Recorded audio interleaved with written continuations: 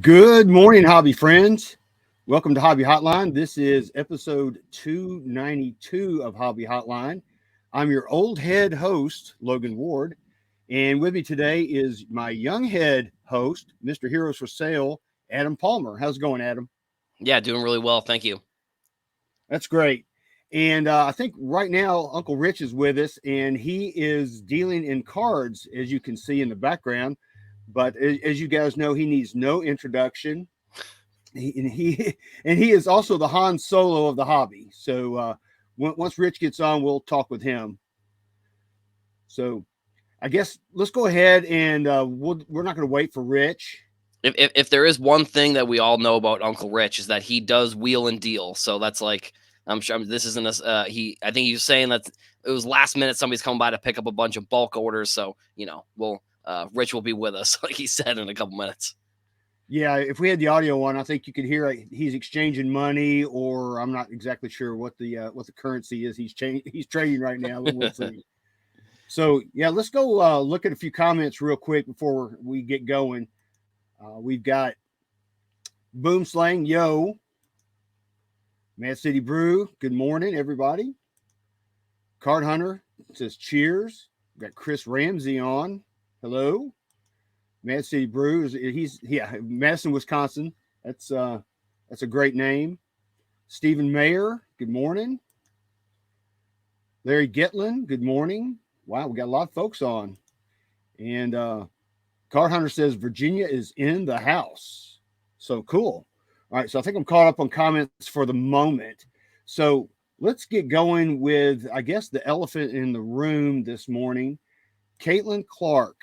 She signs with Panini. So, Adam, I'm going to go to you first. And what does this do for, trading cards? What does it do for the WNBA, women's sports? What are your thoughts on that? I mean, it's a huge win for Panini. It's one of their first wins that we've seen them get in like a year or two. Like it seems like every news story that comes out about Panini is like, a warehouse is burning down or something crazy is going on with them. That's a negative. I do think that this isn't just a W for Panini. I think this is a W for the hobby and sports cards in general, because if there's one thing that I mean, to be honest, like I would love for there to be, and to connect this back to, I think the reason why Panini had to do this was they looked at what's happened this year with their football products. Like there's no Shroud autographs, there's no Bryce Young autographs, there's no Will Levis. And I don't think that necessarily hurt prices, but it made the experience of opening football products this year. I don't think we've really grasped the what actually is going to happen in the longevity of this year's products for football, and then with basketball too. Like they don't have any Wemby autographs, so like I think for Panini to step in here and say, even if they're losing all the licenses, it's a big win for them, because they are coming in and saying next year there will be and I mean this is Caitlin Clark did declare for the WNBA draft, which I mean if I've been following the WNBA for a little bit now, and so we've got the women's tournament, and then like literally like a week or two later is when the WNBA draft happens. So like the number one pick for the WNBA draft has already been determined. I think it's the Indiana Fever, I'm pretty sure. So it's not like the NBA where the NCAA tournament happens in April. The NBA draft is in like June, I believe. June or July, I forget the exact days, but it's not like that where there's a ton of time in between. I guess the Indiana Fever, they're looking at this and saying, oh well, we'll get Caitlin Clark, which I think is good because she's not going to be moving too much of the regions with Iowa. Like we've seen, if you've seen any of the videos of what's been happening in Iowa, it's crazy the lines that are really exploded that sport within that region. So I think her kind of staying in that Midwest area is really good. And the fact that we're going to get, I guess, because there's only really Prism right now that I can think of, unless Panini. I think now this is probably Panini's turning point with the WNBA to say, okay, we're going to come out with a couple more products, because the other thing is I don't know if the WNBA and the NBA have the same licensing. I know that they're like partnered in a way. I just don't know, like if with the NBA going to Topps and Fanatics, I don't know if the WNBA is going to be going to Fanatics as well. But the fact that we're going to get Caitlin Clark Prism autographs, or just Caitlin Clark autographs on fully licensed basketball products next year, I think is a significant deal. Because, like I said, I think it's the fact that they didn't get any of those autographs for those top quarterbacks in football products this year. I think that's going to hurt the longevity of that product. I don't know what's going to happen with pricing, but like I said, it's a huge win for Panini, and I'm super excited. Yeah, I'm with you. So, Rich, I know you heard what Adam said. Yeah, I What are heard your what Adam thoughts? said, and I apologize for being a couple minutes late. One of my local dealer collectors just picked up a bunch of the bulk boxes we now sell for our Dot Havarim shows. I still get donations of cards, even though we don't give away bags anymore. And he very efficiently got everything done before the show began, because I was afraid I was going to miss some of the shelf. So it's a win-win-win-win-win. And speaking of win-win-win-win-win, one thing we were talking about in the green room, and I think, Adam, you had stepped to the men's room before while Logan and I were chatting, is Caitlin Clark has also signed an endorsement contract with one of the Indiana WNBA team's corporate sponsors, one of their major advertisers. She's getting the thing is she was getting her ducks in a row. So that was really the tip off, using that basketball pun, so I apologize, that she was getting ready to declare for the WNBA. And, in her case, it's a toss up. Do I stay an extra year in college? Rich, is somebody tapping on a desk or That's something? me. Oh, okay. Yeah, I could hear the feedback. Sorry, I won't tap anymore. I was having fun tapping. But that is a double win. Yep, definitely. That's a double win. She knew what she was doing, and she made a conscious business decision. I want to play in the WNBA. I mean, she's a college icon already. And I guess at a certain point you say, am I going to be able to make it at the next level? This is a interesting choice for people, because she had the option. The men's players, it's going to start happening with the men's players, And here's an underrated story. I want to switch for a second and not talk about Caitlin for a second. I will say, and then we'll go back to her. I don't know if you all have been following that the Dartmouth men's basketball team has voted 13-2 to unionize this week. That is a very underrated story when it comes to everything. Because can you imagine if we, and I'm not saying I'm opposed to this in any way. God bless the players in the Power 5 conferences. When their coaches are getting $10 million, they deserve money too. When the assistant coaches are getting the zillions of dollars, they deserve their money too. So God bless all of them. But can you imagine the card companies having to deal with another union? This could have long-ranging implications for the sports card market. And I think, at least in the WNBA, they already have their established players union. I think she's making a very wise business decision and a very wise decision, again, on a personal business level, to go to the next level. Oh, I agree with you, Rich. And I also read that she's got some pretty high-profile sponsors out there already. She's got Nike and Gatorade, State Farm, Bose speakers. Just those are just a few of them. I mean, she's got a lot of folks on board with her, and that's big. Yeah.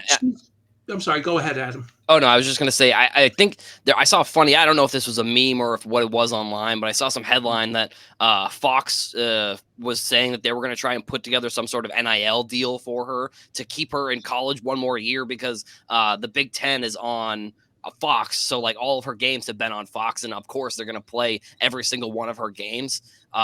And the ratings have been so good that Fox is, like I said, I don't know if it's probably just a joke, because now that I don't think you can decommit, especially at this point, like with like the draft coming up in like less like a month from now, basically. I don't think you can decommit from the draft like that. But I just thought that was kind of funny that if Fox was saying that they're going to put together some sort of NIL deal to try and keep her in college for one more year. And again, everybody's treating this as a business, which is why I'm so glad players in college are getting paid or able to take money. It just shows that for all these years, they've not been treated the way they should be treated. Right. And we've known that it's been like a little hidden secret of NCAA sports, and it gets brought up, and the money was always too good. But all of a sudden, and let's remember, a lot of this began when Ed O'Banion, who led UCLA to a national championship, discovered watching some EA Sports game Yes. that they were calling him Ed O'Banion with the same type of left-handed shot, and he wasn't getting paid for it. And this is after he had a few years in the pros. It's like, where's my money? And that really started the whole thing going. And, there's a lot of things about college sports that always upset me. But one of the things that always upset me the most was like if you had a coach having a nice run in the NCAA, March Madness, they could immediately, let's say, jump ship and sign with a bigger team. Right. And they wouldn't have to sit out a year. But if the players who they recruited wanted to go somewhere else, they had to sit out a year. It was like, oh, coaches, the guys that are getting money, they get all the freedoms. The players, they don't get the same freedom. So I'm happy that the players are finally being treated and treating themselves with the same respect that they deserve. Definitely. Yeah. And I think the money is there too now. I mean, I think with the transfer portal now too, I think that they have eliminated that year that they have to wait. I'm pretty sure. I think it works that way with basketball the same way it does with football, if I'm not mistaken. But yeah, I mean, and this, I mean, I heard this, I forget who was, I think it was either KG, Kevin Garnett, or Paul Pierce's podcast. It was one of them two were talking about it, where right now, I mean, I would say I know more women's college basketball players than I know men's college basketball players, which is probably one of the first times I think that's ever happened. Paige Bucher, you got Angel Reese, you got Haley Van Lith. I mean, I have like I said, there's like a handful of players that I know in women's college basketball, which again, this is something that I think I talked about on, Hobby News Daily. You did very well with Paige Buchers. You did a very good job.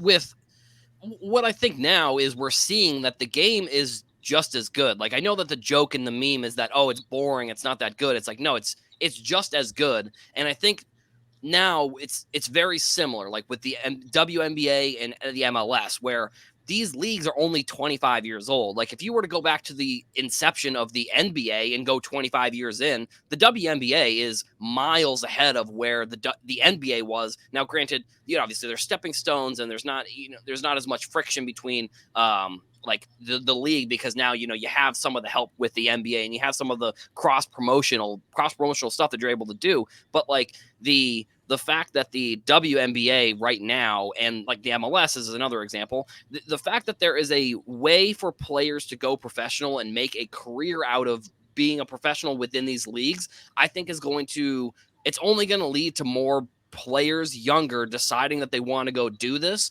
Caitlin Clark, for example, I think she's Caitlin Clark, Paige Bucher. So I think the generation we're seeing now is one of the first that we're really seeing that's part of this. I don't want to call it like a golden generation like we do with soccer, but like a generation of players who saw that the league, 10 years ago when it was 15 years old, and said in 10 years, in 15 years, this league is going to be in a place where we can make it a profession. And we're seeing ESPN, we're seeing Fox, we're seeing these networks put the games on TV, and people are realizing like, oh, the players are good. Like, this is, and I get there was a meme that like the players weren't good, but it's like, it's just, it's a different style game, and the players are just as good.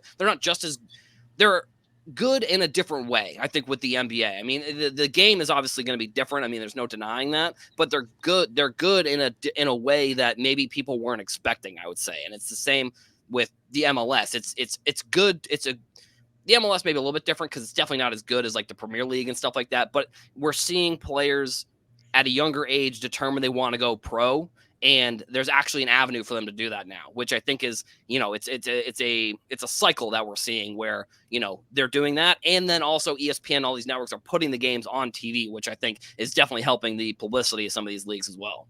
Well, ESPN is making, we talk about business decisions. ESPN is making a business decision that putting these games on is going to get them higher ratings and higher money. So, that kind of follows hand in hand with what you're saying. Mm-hmm. Logan's King NASCAR, and he's also a PSA Hall of Famer, so we're doubly blessed.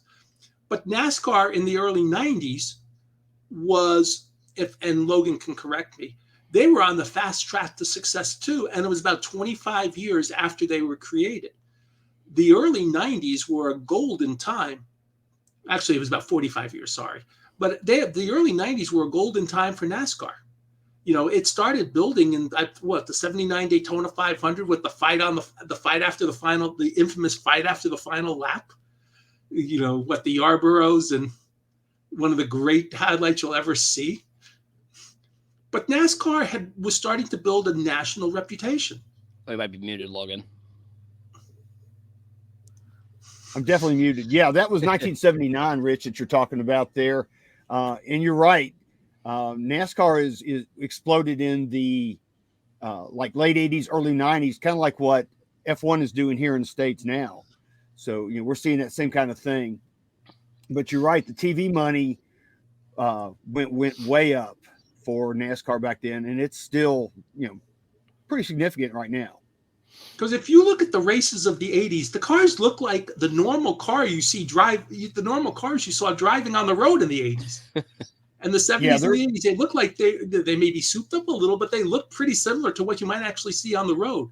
The NASCAR cars today, they don't look like cars you would see on the highway. No, they're made specifically to run on the track. They're not stock cars anymore. And that's a big difference. I mean, so that's how they evolved.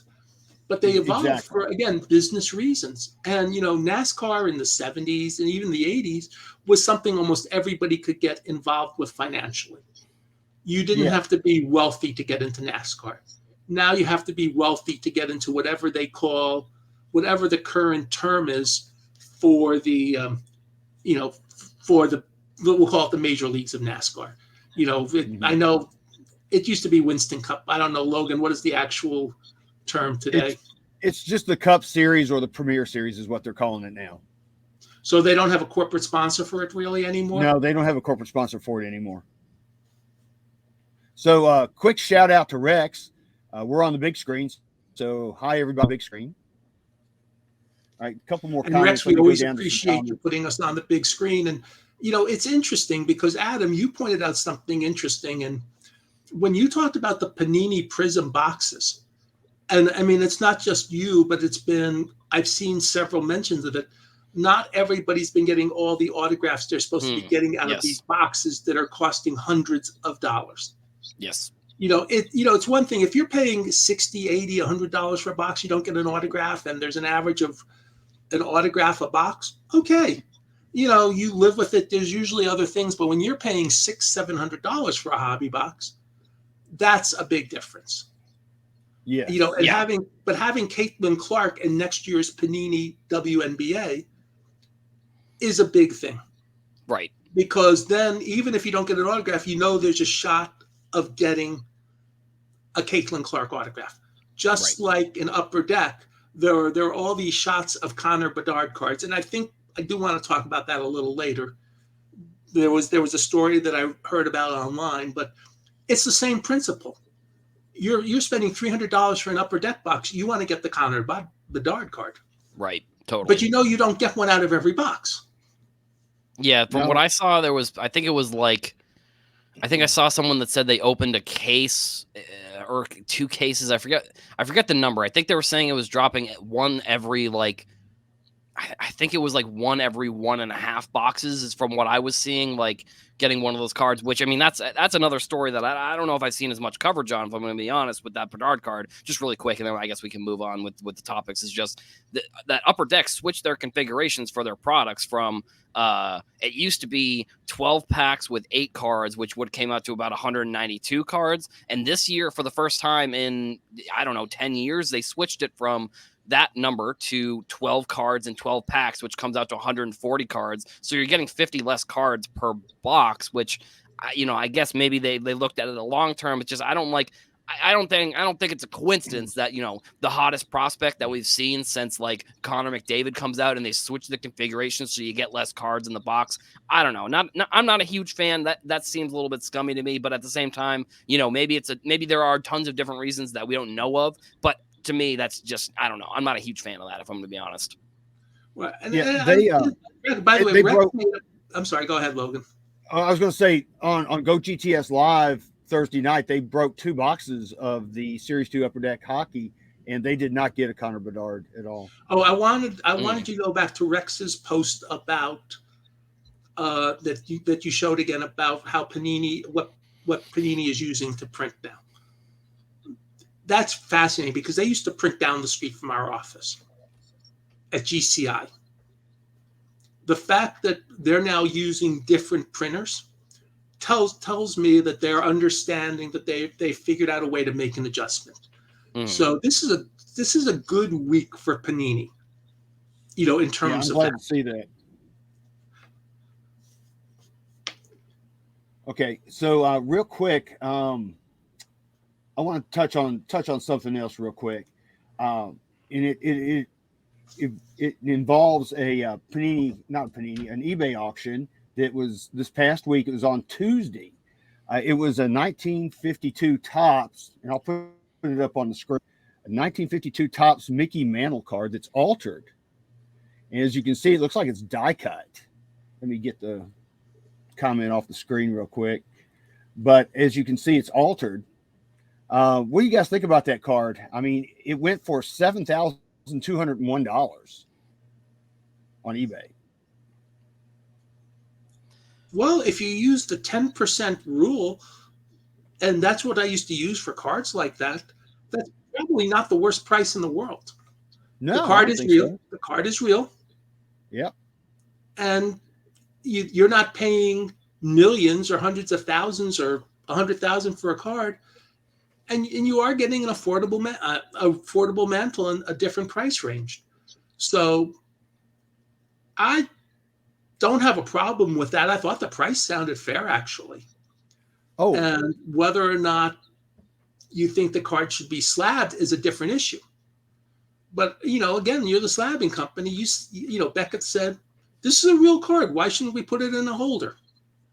So do you blame Beckett? No. Do you blame the buyer person who bought it? No. Do you blame the seller? No. So I just think it's kind of a neat, interesting one-off card.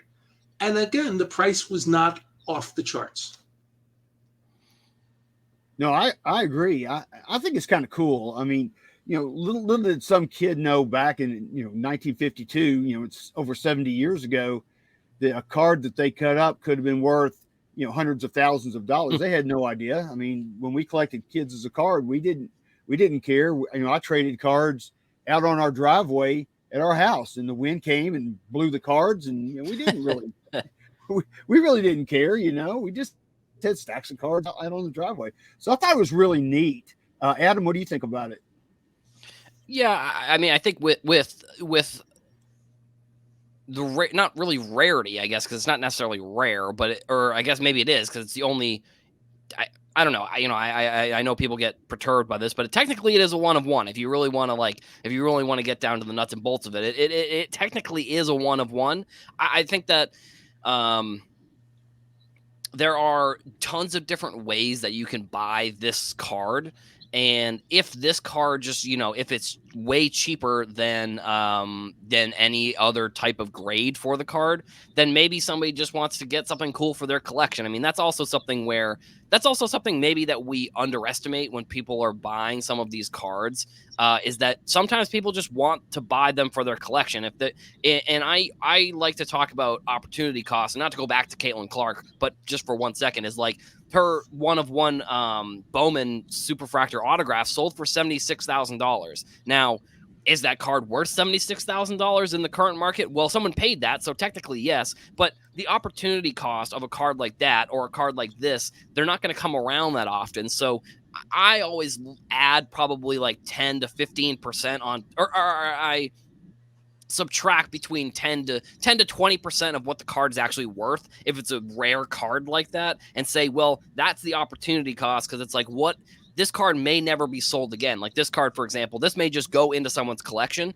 and then just never be sold again. Maybe same with that Caitlin Clark card potentially. But like the reason I think people will spend money like that on a card like this is because, like I said, opportunity cost. This card may never come around again, and they just want to add it to their collection, and they're not really, the pricing of it, they're not super, they're not worried about what the price of it is necessarily. Like, sure, there's probably a limit to what they'll spend, but they're not worried about what the prices that they're going to be buying the card for is, because it's not a card that they're going to be looking to spend, and or excuse me, it's not a card they're going to be looking to sell anytime in the future. So, I mean, I whenever there's rare stuff like that, or rare or weird stuff like that sells for like kind of prices that don't make much sense, that's sort of how I look at a lot of those types of cards. You know, I am reminded. I'm with you. I am reminded as I look at that card of a quote I remember from an old hobby magazine from 1979. And it went something like this. We all thought Walter Hall of Hall's Nostalgia, which for years took the back page in hobby publications, was out of his mind when he paid $680 for a 52 mantle in February of 1979. It got up to $3,000 the next year, and then cratered to $500 in 82. And I wish I had bought one or two of them at $582. Right. It really did crash. So you could have bought one for less than $1,000 40 years ago. And now look at the price. Right. Well, you know, this is a story for another day, but in late 1979, you know, that was when the hype of the rookie cards was really, really just ramping up. And I was just a kid, and I saved up enough money, just to, like I said, long story short, to buy a 1952 Topps Mickey Mantle card for $1,500 at that time. And there was a lot of hype. So, and everybody wanted that card. One came up in our area from a dealer, and I worked out a deal with him. But yeah, I think this 52 Mantle, this is an awesome card. I love it. I'm sure there's a great story behind it. I don't know what that story is, but you know, the fact that some little kid cut that out and put it in a scrapbook, and it's, you know, now, you know, slabbed, you know, over 70 years later, I just think it's a great story. Yeah, you know, absolutely. In those days, most people who were trimming the 52s were trimming them down to Bowman size. Yes. Yeah, they were. Because you see a lot of those out there in the field. You sure do. All right. All right. So next, here's something we're going to do. Rich, we're going to do something different. I think you were out while Adam and I were talking about this. But on NASCAR radio, we do a segment called the King's Court. And basically what the King's Court is that we use playing card types. And some of you guys out there that are watching right now know what I'm talking about. We use playing card types for the different levels of cards on eBay that we highlight in an auction. So I'll give you a quick overview real quick. We do a Joker, which is our funny card. We do a Jack, which is our young player. We do a Queen, which is our female player. A King is our high male player of the week. Our Ace is our one of one, and our Royal Flush is our highest priced card. So guess what? We're gonna do a all sport version for Hobby Hotline of King's Court. So I'm gonna play the intro, and then we'll get started. So, and what I want you guys to do is when I show you these cards, we're going to comment on them, what you think about them. You think price was good? Do you like the card aesthetically? Things like that. So here we go.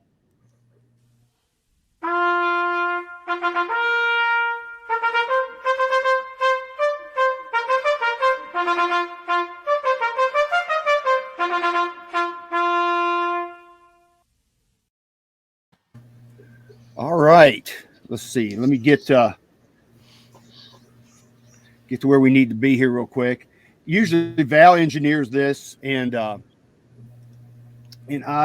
make the comments. So let's start out. We're going to start out. It's a little bit different this week. We're going to go. I tell you what, real quick. I should have had this ready, and I did not have it ready. So everybody's going to get to see what the cards are here real quick. All right. We're going to start out this week. Now we're ready. We're going to start out this week with our Joker of the Week. This is our funny or odd card of the week. This was on the 7th of March. It's a 1987 Astro Boys Surfing Kelly Slater ESA rookie card. It's a PSA 10.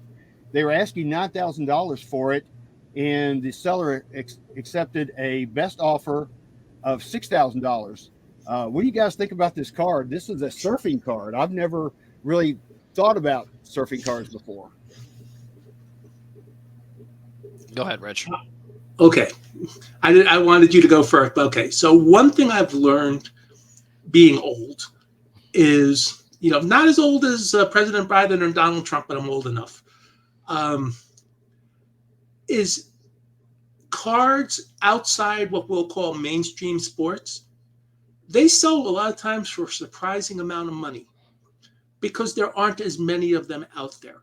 And the minute I heard the name Kelly Slater, I went, famous surfer. And then I heard the term rookie card. I said, ah. And then I'm looking at the grade, and if I'm not mistaken, does that say Gem Mint 10? Yes. Okay. So you've got a famous surfer. You've got a card I've never seen before. And I've seen a lot of stuff in my years, in my life. And, at ComC, we see tons of stuff. I've never seen that card before. So Wow. you've got a PSA 10. We have the PSA Hall of Famer here. So we have a PSA 10 of a famous surfer in a card that does not pop up very more. How can that not be a cool card? Yeah, I think it's a very cool card. And he's also, he has 56 championship tour victories, and he's also an 11-time league champion. So he's like the GOAT of surfing. Yeah. I mean, it's again, I think my sentiment towards this card is probably going to be very similar to what I just said about the Mantle card. Is the pricing for these types of cards is realistically a lot of the opportunity to buy the card. Like I think like I just mentioned that, because if you look at this type of card, I can't imagine this has got to be one of the only PSA 10s, I would have to imagine, because I can't imagine there are even that many of these cards graded by PSA at all, because 1987 Astro Boy surfing is that's not a, I don't know what, if I don't know Astro Boy, I don't know what that is. And then Kelly Slater, he is one of probably the only surfers that I know of. I mean, I know the guy from that Disney movie, Johnny Tsunami, I think that's the only other surfer, and that's he is a fictional surfer. So it's like I don't even know really any other professional surfers. I know him. Kelly Slater is probably one of the only other ones I can think of. But so like with this card, I mean, it is, it's a really cool card. It almost has like a, the design of it is very surfer-esque, where it's kind of just like out there and there isn't really much symmetry to the card. And it's kind of just like a, like almost like not to maybe a surfer designed it potentially, like where it's kind of just like the design is kind of like, ooh, like kind of weird a little bit. And so I don't necessarily know that much about surfing, if I'm going to be honest, like the professionals. And I know it used to be on like TV a little bit more, not as much as I can think of, but yeah, I mean, I think it's a really cool card. And like you said, it's probably the only PSA 10 that I can think of. And I mean, just in general, I think when it comes to, this is maybe a tip for people who are spying and selling sports cards in a way. Like, I think when it comes to, like really making a decent amount of money, and this is something that I did in the past. I don't know if it's necessarily 100% true still, but like finding potentially, off the beaten path sports that have not become mainstream is maybe one of the ways. And it's similar with this is kind of a prospecting conversation as well. So like, I'm not necessarily saying that this person picked it up because their surfing is going to take off within sports cards, but like, it is something that we've seen throughout cards. Like soccer was one for me, example for me, that when I got into soccer, it was nobody really knew that much about the cards, and then it kind of got more popular, and a lot of the players kind of exploded. And that's sort of one way you can prospect within cards just in general. I mean, it's one way that I like doing it. I'm interested in things. I find myself more interested in things that other people aren't interested in. And maybe it's a trendy thing, or it's just a newer thing. But in general, that's what I've seen with myself, at least. I don't know if it's like that with other people too. Okay, so I checked, and this is not violating any confidentiality because I just went to comc.com, which anybody can do without, and I looked, and there have been 20 total cards from this set ever submitted to ComC. 10 are still on the site, 10 have sold out. That's amazing with the volume of cards that you guys tells see, me Rich. we don't get this card. And that tells me that if we've only had 20 cards of the whole set ever submitted, this is a tough set anyway. So I'll repeat what I said. Tough, and I'll add the note. It is a tough card. And so, as you talked about opportunity cost, you're absolutely right, Adam. This may be the first one that ever popped up. I didn't check the PSA pop report. But I will tell you that if there's only one out there and it's a tough set and it's a PSA 10, not just being a registry person, but Kelly Slater is a famed surfer. You know, those 11 championships, all the other things he has done, the fact that even I know his name tells you it's a good purchase. And so it could be a little different, but a lot of times this is the type of stuff. And I saw Stu had posted that he's coming to Dallas, so I assume I'm going to see him at the Dallas Card Show next week. But I know Stu at a couple shows ago bought a whole bunch of really cool stuff. That was a table that had a lot of cool stuff at the thing, and all that was. There are people that if they know what they're buying in that, there's always not just the opportunity cost, but the long-term profit therein. Right. Yeah. Yeah, and I actually just looked it up on PSA. There's actually more PSA 10s than I was expecting. There's 6 PSA 10s, which actually the pop percent or the gem percentage actually is pretty good because there's 28 total cards graded of this specific card, and then like I said, 6 PSA 10s, 14 PSA 9s, and then kind of spread out through between PSA 8 and PSA 5. So I mean, I guess it's maybe not as rare as I was expecting in terms of a PSA 10, but still, I mean, we know how hard some of those cards from the 80s were to grade, just because of the way that they were produced. And Astro Boys, I mean, it's not like Astro Boys is it's not like Fleer, it's not like Topps, it's it's whatever the company is that made these cards. So like, I'm sure that they probably are hard to grade if I had to guess, like just in terms of like if you were to send all of them in, I do wonder how many more of them would even come back PSA 10, which, I mean, I guess 6 of 28 is pretty good. But still, I did just look up some of the more information about this card. That's 3 of 14, which is about a 23% ratio for PSA 10s. Yep. But then again, you're going to submit what you think are the best condition cards, because I think you said there were 14 9s as well. Yep. So it's 20 out of 28 or 9s or 10s, which is 71%. Right. All right. So let's move on real quick. Mike Petty says that the GOAT is Mickey Dora. He practically invented surfing. So there's been a lot of comments on surfing cards. There's a lot of surfing fans out here. I did not know. That's amazing. All right. So next, let's go to our Jack of the Week. This is our young player, and it is going to be CJ Stroud. This card was sold on the 1st of March. It's a PSA 10 2023 Topps Now CJ Stroud rookie card blue out of 50 on card auto.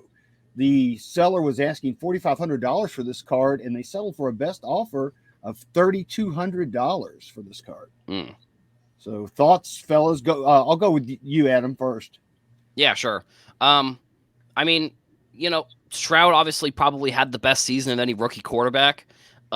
His rookie autographs are probably pretty limited. I mean, he signed that exclusive with Topps, and I don't think I don't know what other products I can think of that CJ Stroud would be in that would be a football product. I know he did have that set with Tyson Beck, who's like a sports graphic designer, one of my favorite sports graphic designers, if I'm going to be honest. So they had a set with they were Topps Now, but they were like a different type of Topps Now, where it was like a designed card that I thought was pretty cool. And so, he doesn't have that many rookie autographs. So I think when we look at the longevity of Stroud autographs, like this is going to be one of very limited amounts of autographs that he has from his rookie year. So, I'm not going to, I'm going to pass on calling it opportunity cost once again, that the autos are more rare, because I've said that about the past couple cards. But with this one, there aren't going to be as many rookie autographs as there would have been if he had signed with Panini, or if he had signed with Panini, I suppose. That's my thoughts on the card in general. Well, it's a numbered card. It's on card as an autograph. It's numbered to 50. Mhm. It's a good card. As you pointed out, he had a really good year. And if you notice, nobody really cared on this card whether he or not he was wearing the Houston Texans uniform. He's wearing a suit. He's wearing a suit and tie, Mm. as having no impact on the card value. You know, let's be honest. What's again? I don't play in that world. Yeah, there's no logos or anything on that, so that's actually amazing. You know, when you think about, I didn't even Right. think about So that, Rich. if somebody's happy with that card, the seller and the buyer are happy, so it's a win. Oh yeah, definitely a win-win. I think it's a nice card, and congrats to the buyer and the seller. I think that's a great deal. Definitely. All right, so let's move on to our Queen of the Week, and of course, look who it's going to be. It's going to be Caitlin Clark. This card was sold on the 2nd of March. It's a 2023 Bowman U Sapphire Caitlin Clark on-card auto, number 6 of 10, with an inscription, by the way. The seller was asking $6,999.99, and the card went for $4,500 on best offer for that card. So, Rich, I'm going to go to you. Okay, the opportunity cost, there's only 10 of them. Yeah. But in all seriousness, again, I don't play in this world. It's not going to end up in a Pelican. I don't carry Pelican case. It's not going to end up in my Pelican case because I don't even have a Pelican case. I don't even want a Pelican case. But it's numbered to 10. It looks like it's an on-card signature. It looks really cool. She's wearing her Iowa uniform, her Iowa jersey, which made her famous. Again, if everybody's happy, I'm happy. And it's fine by me. And and those that do play in that world, they agree this was a nice card at a nice price. And I'll accept their decision because they know more than I do about that. When I go to a card show and I see one of those happy shiny tables, my eyes glaze over. But I'm fine with this. Again, this is, as long as two people agree on a price, that's more than sufficient. Yep. Yeah, I agree with that. I mean, the only other thing I can think of is like I guess I'm happy that Topps figured out a way to change college cards pretty significantly. One of the things that I think people are maybe underestimating a little bit is like the Bowman products that Topps has been coming out with they're revolutionary for the hobby, or at least for modern hobby. I'm sure probably in the past there's been cards that have come out of college players while they were playing in college in their college uniforms. But, when Panini took over, it wasn't called NIL. It was whatever the college license was. I don't know what it was called before they called it NIL. But when Panini took that over, they weren't coming out with cards of college players until they were professionals already. And at that point, who cares who wants a Zion? I mean, I guess I'm just using an example. Zion and Duke is maybe not the best example, but like, who would want let's just say maybe it's Trevor Lawrence, for example. Who would want a Trevor Lawrence Clemson card when it's like you just have to wait a couple months and you're going to be getting Jaguars, which, maybe not the best example, but I think the point that I'm trying to make here is that Topps and Fanatics have revolutionized with Bowman the college market, I think. And for this one, for example, like Go Hawks on the inscription here is, if you're an Iowa collector, I'll be interested to see what ends up happening with Caitlin Clark's cards once she goes somewhere. I think especially if she goes to Indiana, like I said, being in that Midwest area, I think is going to be good for her popularity. Like I don't think necessarily any team she went to, she would become any less popular. Like if she comes into the league and she does what she's been doing in college, which, look, I know a lot of people are saying that she needs to win a championship, or she, once she gets to the WNBA, she's not going to be shooting 40 shots a game. It's like, I don't know what you're talking about. Like, she probably is. Like, if she is going to come into the league and, maybe there'll be a little bit of a drop off, but eventually she is the type of player that I think is going to continue to get better because that's what she's done throughout her career in college. Like, and I talked about this a little bit on the show before, was like, I don't know if it's a male versus female perspective here when people are talking about Caitlin Clark not being the GOAT of women's or of college sports because she hasn't won a championship. It's like, yeah, sure, I guess so, but it's like, are we even watching the same game? Like, are you, if you watch any Caitlin Clark game, the stuff that she's doing out there on the court is like insane. She's doing exactly what Steph Curry did with the NBA when Steph Curry and the Warriors went on those crazy runs, and it's just like, I'm shocked that companies like ESPN or Fox or anybody is putting on somebody who is willing to just be like, no, she's really not that good, she has to win a championship. It's like, that has been in the conversation, but it's like, it's been in the conversation for players who are not the clear and defined number one player. I don't know. So with Caitlin Clark, again, like, we've kind of talked about her a little bit earlier on in the show. I just think that Topps and Fanatics did a really good job with Bowman and kind of revolutionizing and changing the game with that too. I think that was definitely a good thing. Adam, there was one point I did want to, and you were mostly right on what you talked about Panini and the college uniforms, but there was one major advantage they had by getting those college licenses back in the day. This is whatever, 4, 5, 6, 8 years ago, whatever. Like when Panini signed Charles Barkley, he wasn't in the NBA anymore, and let's say they didn't have any Philadelphia 76ers or Phoenix Suns photos or Houston Rockets photos available real quickly. They could find an Auburn photo. Right. And his first signed Panini card is an Auburn card. So they could actually take retired players where it may not have mattered as much. If you're a retired player, and let's just say, and I want to kind of make this not, if you're in the NBA, you're a great player. I mean, you may not be a great NBA player, but you're a great player if you made the NBA. The 75, 76 Indiana team, the last one, I believe, that went undefeated for a season. None of those guys were as good in the pros as they were at Indiana. But if you get Scott May signing an Indiana card, or Bobby Wilkerson, or Tom Abernathy, or Kent Benson, or Quinn Buckner, who had the best NBA career of the group, and you have them sign an Indiana card, it's probably better than any card they would have signed in a NBA uniform. Totally, 100%. So there is some logic to using at times, but you're right. If you sign Trevor Lawrence to an autograph contract like his college, remember the rules are changing too now. But in those days, you don't sign him till his college career ends. So let's say it's February, and then he gets drafted in April.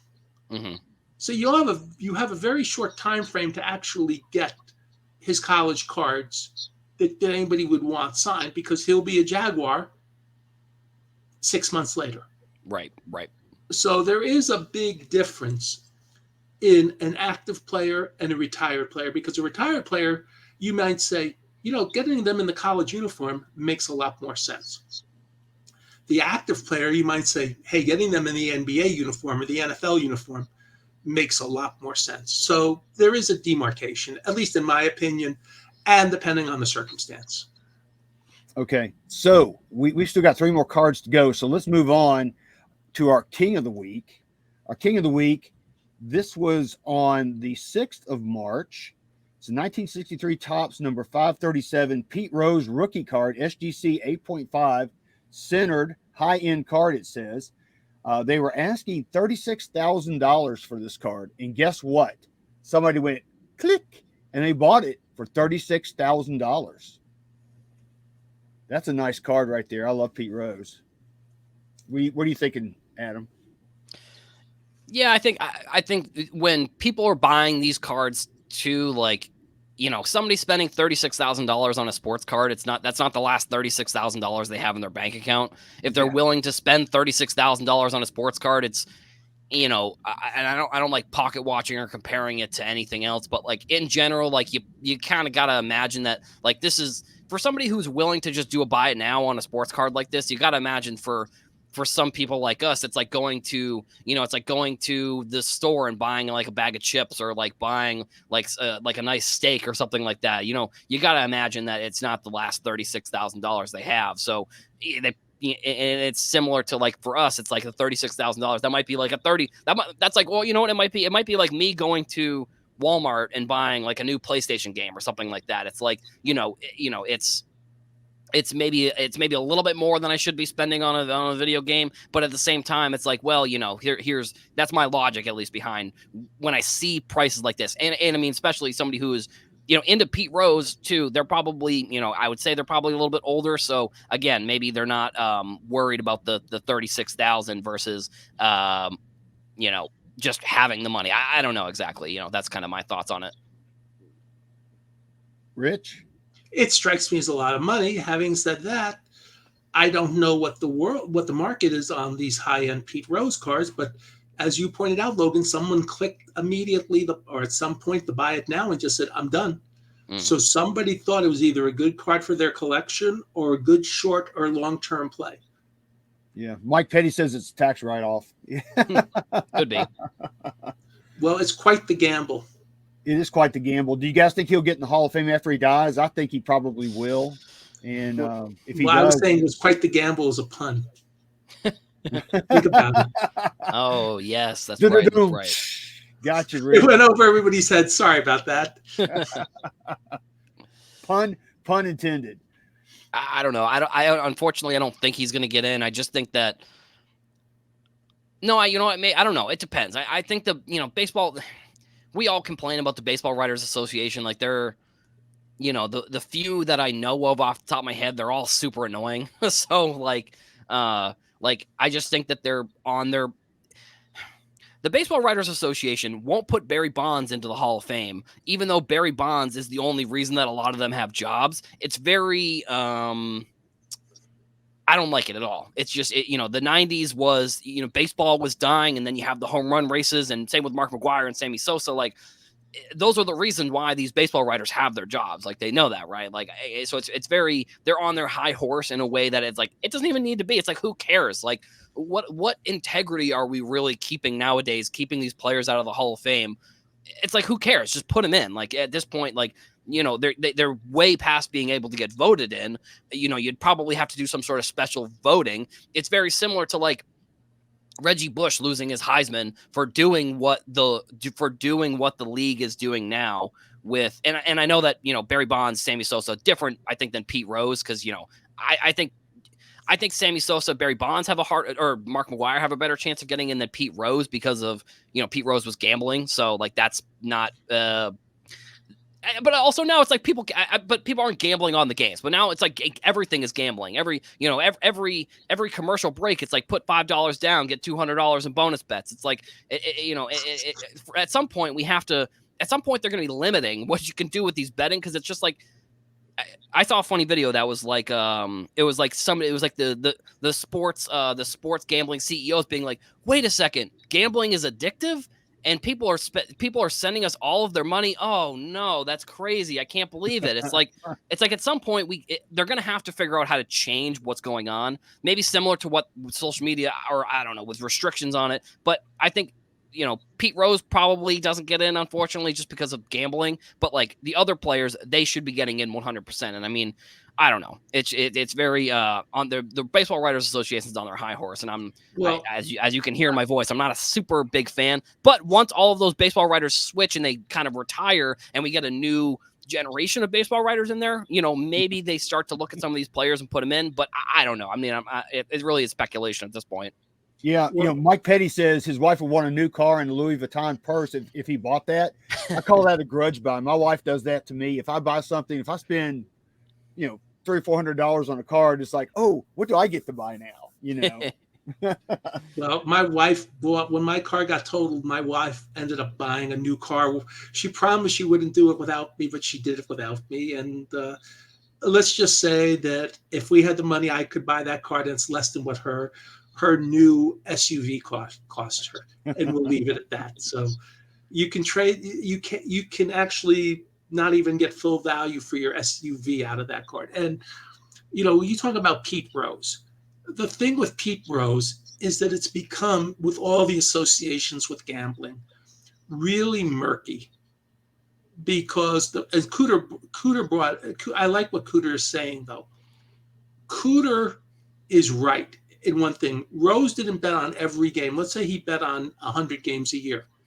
If you're a bookie with common sense and you know he's only, and there's 162 games, he's only betting his team to win on 100. He never bet his team to lose, by the way. But then if you're a bookie and you have common sense, you say, why is Pete not betting on his team to win this game?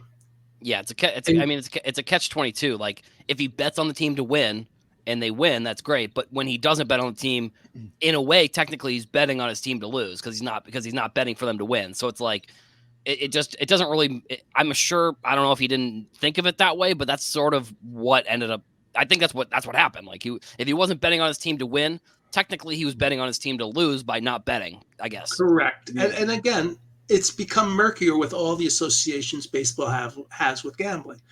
As for Bonds, Sosa, McGuire, to me, the one with the most interesting case for the Hall of Fame is Barry Lamar Bonds. Because he was a Hall of Famer before the steroids. Right, 40-40. Yeah, he was good. He was going to be in the Hall of Fame. He would have been voted in. He would have been first ballot. Yeah. It might have been second ballot because the writers didn't like him. But he would have been a Hall of Famer. He would have been a Hall of Famer a year or two after he was eligible. That year or the second year, he'd been in the Hall of Fame. And then when all that happened, all of a sudden, he's no longer a Hall of Famer. He's the one case I think you can make that he should be in the Hall of Fame, what he did before any of the allegations. Even Roger Clemens, I can make the case not quite. Okay. Roger Clemens is in a group of pitchers, some of whom are in the Hall of Fame, some aren't. Barry was a Hall of Famer.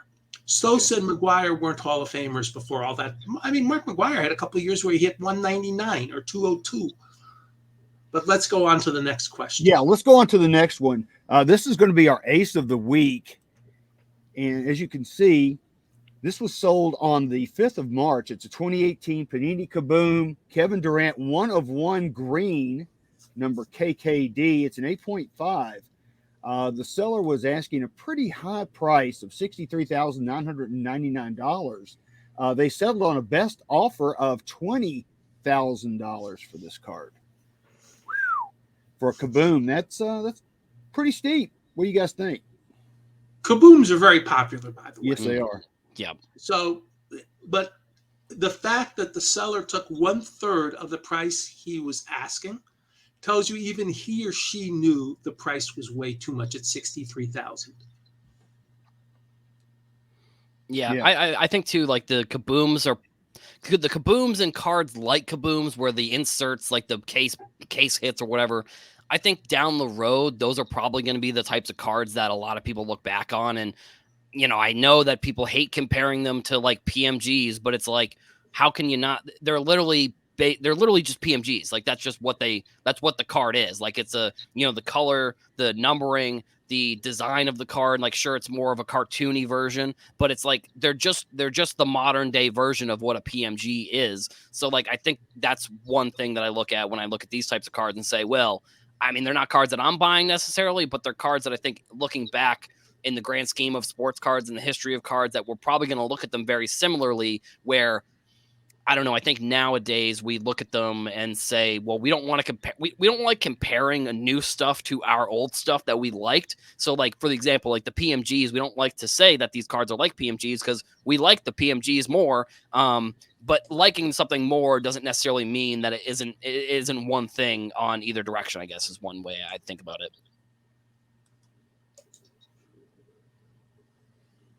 Rich? Yeah, I think we've said what we need to say, and it's a cool card. And obviously, again, the buyers and sellers came to a price they were happy with. Kevin Garnett, going back to one earlier conversation, Kevin Garnett came straight out of high school to the NBA, in the days when you can do that before the one and done that came in the early 21st century. But that's a different subject. But Durant's going to be a first ballot Hall of Famer. Yep. He's got NBA titles. He would be a top 50 or top 75 or top 100 player the next time they do that. So again, I don't have a real problem. I mean, I would not want to buy that card, but somebody else thought it was a great card to buy, and they had the money and they came to a deal. So all in favor. I like this comment real quick before we move on. Jeff's Card Journey, he says, I saw a Propstein interview recently. He's trying to get eBay to have the sellers reduce all the overinflated buy now prices that they're clogging up eBay. I agree. There's a lot of pie in the sky high prices that I think they're absolutely ridiculous. I mean, we even have one in NASCAR. There's a Dale Earnhardt card. It's out of 94 that somebody's asking $1 million for. That is absolutely ridiculous. Logan, can I ask you a question then? Sure. I set up at a lot of shows. I don't know, and I know you don't set up at shows. And Adam, do you ever set up at a show? No, I haven't before. Okay, so I set up at shows. In fact, I'll be at the Dallas Card Show next week.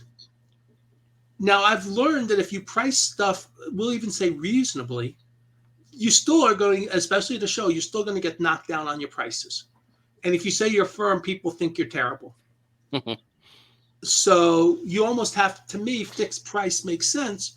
But if you're dealing in a certain world, you almost have to start higher than you want to start, because then you're going to get knocked down anyway. Right. And why start low where you're going to get knocked down? Start higher. This is what some people think. You start higher, so when you get knocked down, then you're getting what everybody really wants, what you really want to get out of the card, and what they should pay for the card. Well, I'm with you on that, Rich, to some extent. I mean, I wouldn't want to, as a seller, I wouldn't want to leave money on the table. Yeah. But I mean, when you put a card that you clearly know that say is worth $10,000 and you put a price on it of $1 million, that's ridiculous. I will accept that. But if I put 20,000 on it, if I worth it's 10, I may be putting 20 because I may think it has an upward trajectory, or I may think that card is, I'm going to take the 10,000 and maybe I'll get 12 or 15. Again, I'm not trying to rip somebody off. I'm just saying that it may be worth more. I think too, like also a card like that Dale Earnhardt card that they have listed for $1 million. At least from my experience, I've seen a lot of cards that are listed on eBay for bin that are like just astronomically way higher than you would want to pay. It's more or less just someone is trying to be like, hey, I have this cool card here. Like here's maybe they're trying to promote something or something along those lines. I think there was I was doing a little bit of research a way back. This was years ago on a Pete Alonso, the Pete Alonso Superfractor autograph was listed on eBay for $300,000. And I was I posted on Instagram, and that's when somebody told me, they were like, oh yeah, people just post cards on eBay for way higher because they just want to put it on display. Basically, they want to put it, they're not looking to sell the card necessarily. They're just looking to basically be like, hey, I have this card, look at my profile or whatever. Yeah. All right. So, and frankly, there were times at a show, I know some vendors who will put certain cards in their showcases at too high of a price because it's just a cool card that's like eye candy. Right. And they want people to say, hey, you have that card. Or they'll put a vintage, if they have mostly new cards, but they want to try to buy vintage cards if somebody's walking around, they may put a vintage card or two in their showcase, even if it's too high priced, just to show people, hey, I will buy older cards. Right. Okay, so we're already in Hobby Hotline overtime. So let's get to our last card of the King's Court. This is going to be our highest priced card of the week. This was sold on the 7th of March. It's a 1961 Wilt Chamberlain rookie card, Fleer basketball, card number 8. It's graded a PSA 8. Looks really, really nice. This card went out for bidding, and it landed at $38,900 with 61 bids. What do you guys think real quick about this card? I love this card. It's a beauty. It's a rookie card. 162 years ago this week, he had the 100-point game. Wow. I mean, again, it's a 60 some odd year old card in PSA 9. And that's an older PSA 9, so I suspect that's a really strong PSA 9. That looks like an older slab to me. And it looks like a really sweet card. Yeah, the 60, in my opinion, I think the 61 Fleer is one of my favorite sets just in general. I think it's, it really was one of the sets that was produced early on that I think has really shaped a lot of what we look at now within sports cards. So, I mean, I'm always a fan of, I mean, Wilt Chamberlain, especially too. I mean, I know that there was a funny, like meme, I think going around on TikTok that people were trying to say that the 100-point game was fake because there's no footage of it or something. And then I don't know. I think it's like the moon landing. Like people say the moon landing was fake because it's like, how could you really do that? And it was just filmed in a studio or whatever. But I mean, I don't know. I'm in the sense that it probably happened, like, you know, because I think the joke was that there's so many other games that have footage. How is what is supposed to be the most famous basketball game of all time? There's just no footage of it, and people are trying to piece together footage, and it just wasn't really working out or whatever. But yeah, I mean, the 61 Fleer set, I think, is, in my opinion, one of my favorite sets because it really kind of was revolutionary in the hobby back, you know, in 61, which I'm definitely a fan of. Yeah, and you know, I've seen a lot of cards come out of these packs that are way off center. So to have a nice centered version of this card, I think is phenomenal. It's a beauty. I'm going to leave and I'm going to conclude the episode with a really cool Wilt Chamberlain story. All right. When I did stats at the U.S. Tennis Open, we covered 4 or 5 courts back in the day. The grandstand, the stadium court, court 3, and court 16, and sometimes we might do something on an outer court, especially the first couple of days of the tournament. Wilt would get a CBS badge. He was kind of a big fan of women's tennis. What a surprise. Yeah. At court 3, I was in the media section, and the security guard who's supposed to keep people out never showed up. So I'm trying to do my job of doing the stats for the match while keeping people out of the thing. Well, it's a women's tennis match, so Wilt comes and watches it and sees what's going on. He says, "Do you want me to be the security guard?" And I said, "Please, yes, thank you." I will tell you, when Wilt started sitting there and checking badges, not one person got in that shouldn't get in. And I was very appreciative of, and, you know, and we would just chat a little bit. You know, he was actually doing somebody else's job, and he appreciated the fact that I was doing my job. And so I've gotten a lot of respect from Wilt ever since that time. That's cool. All right. So that's this week's King's Court for everybody. I hope you enjoyed it. This was our special Hobby Hotline edition with all sports. So really cool. So I guess we're in Hobby Hotline overtime. We're an hour and 7 minutes into this thing. Next week, I just want to let people know who are going to be on next week. We're going to have Danny Black. We're going to have Horatio Ruiz, and Chris Carlin from PSA is going to be on here. He is now part of the Hobby Hotline team. He's come back. So we will have him on next week. So that's going to be awesome. I will be at the Dallas Card Show next week, and I know fellow Hobby Hotline host Dr. Jim Beckett will be at the Dallas Card Show next week, and there may be others as well. It's always fun. It's a 600-700 table show, 10 minutes from my house, 6 times a year. Kind of hard to argue with that. That's cool. So what are you going to be doing, Adam? I mean, I just bought a PS5 recently. So probably watching. I will be seated watching Hobby Hotline next Saturday when it is on. Probably playing some Madden or something. We'll figure it out. But yeah, definitely. I think I'll be back on in a couple weeks too. I think I'll be hosting and stuff. I mean, I always love jumping on here and doing the show too. But yeah, next week I maybe I'll call in or something. I don't know. We'll see. We'll see if I'm feeling up for it for next week. Okay. Yeah. I don't really have a whole lot going on. I know I'll be probably fondling some cards later on today, maybe do a few videos. So that's my weekend. I'm definitely going to be watching NASCAR races. So it'll be a fun weekend as usual for me. So the chat was on fire this week. I really appreciate everybody out there. We love you guys. Keep on going, man. It's just, it's a great hobby, and we appreciate everybody. So with that, I guess we will see you folks next week. Absolutely. Thanks. See ya. All right. See you guys.